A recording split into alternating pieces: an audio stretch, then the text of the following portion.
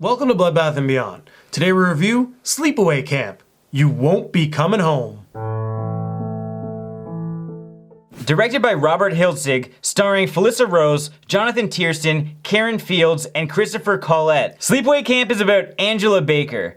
She's a shy young girl who's been traumatized by a boating accident that killed her family. She's sent to live with her cousin Ricky and her aunt Martha, and then Ricky and Angela attend Camp Arawak for the summer. Shortly after all the campers arrive, a series of violent and bizarre accidents start to happen at Camp Arawak, and there's a killer on the loose. Now before we get started, we highly recommend this movie, so go watch that before you watch our review, because the reason why we like it is a huge spoiler, so we're going to be talking about that, so be warned. So what do we like? The story in this film is fantastic. You want to talk about a horror movie that's going to build tension, build mystery with the killer, and have a great twist? This film has it. Throughout the movie, you have campers and counselors getting killed, and it's done in a POV style, and it all has this mystery surrounding it because you don't actually know who it is. There's a lot of red herrings in this film, which gives it more of a mystery because you're constantly guessing who is the killer. And here come the spoilers, because the big reveal at the end was mind-blowing and one of the reasons that I love this film so much, where Angela Baker is revealed to be her brother Peter. Sex changed. Not really, she still has a dick and you see it. The film starts off where we see Peter and Angela as little kids, and there's a boating accident, and you don't actually know who dies or who survives. Peter was the survivor and becomes Angela. Angela, of course, is played by Felissa Rose, and for a young actress, she did a great job considering she had almost no lines in the movie. She just plays this very coy girl who's bullied at camp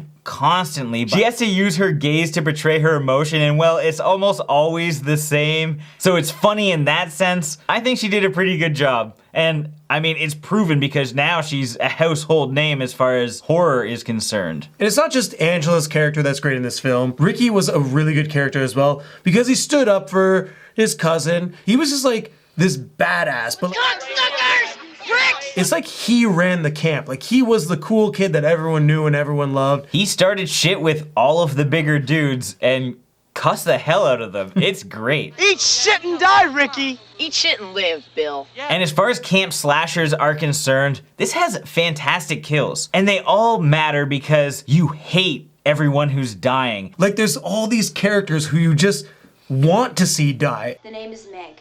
M-E-G. And that's what's nice about this, is they've built them up in such a way that you're rooting for the killer. Yeah, like please fucking kill them. And you get to see all of the kills, which is great. Except one, where a bunch of children die in sleeping bags in the forest. The pacing of this film's really nice too because you're engaged the entire time. We have like the little boating accident at the beginning, and then we go to camp, and it's just a fun time. It feels like we were at camp while watching this movie. And you just don't want it to end. You don't want your parents to come at the end of the film and say, it's time to go home. Nope. We just want to buckle in and continue on with the journey of Sleepaway Camp. Because I know you're gonna ask for them, it's time for our favorite kills. I'm gonna kick it off with Judy. Man, oh man! She is actually just a bitch. She's a real carpenter's dream.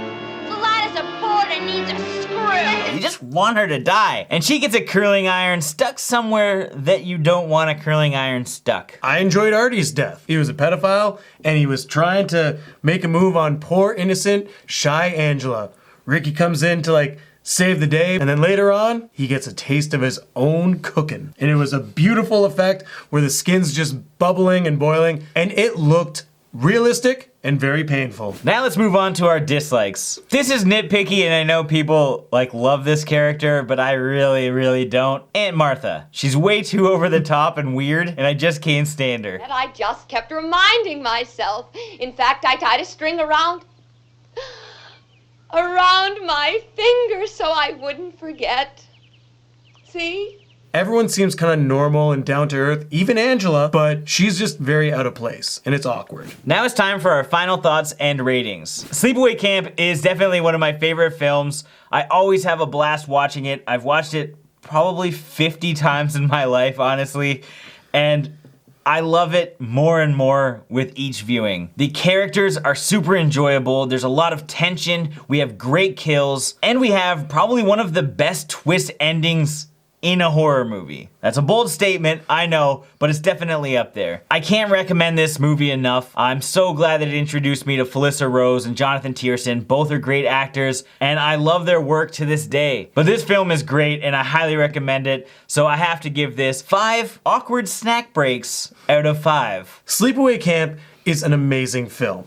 It has everything you probably ask for in a horror movie. It's got great kills, it's got great characters, and it has that mystery of a whodunit with red herring effects and just one of the greatest twists in a movie. And if you haven't seen it and you're watching this review, sorry for the spoilers, but go on and watch it anyways, because even if you know the ending, it's still a great film. So with that being said, I'm gonna give this 5 Mozart's hitting a B flat out of 5, and the B stands for butt. As always, thank you for watching. Like this video and comment below with your thoughts on Sleepaway Camp. If you haven't seen it and you do want to check it out, there are links in the description where you can find it. We highly recommend it. Watch this movie, it's so good. And we want to hear your thoughts. Do you like it as much as we did? And what did you guys think of the sequels? If this is your first time here, make sure you subscribe to the channel, stay updated with everything Bloodbath and beyond.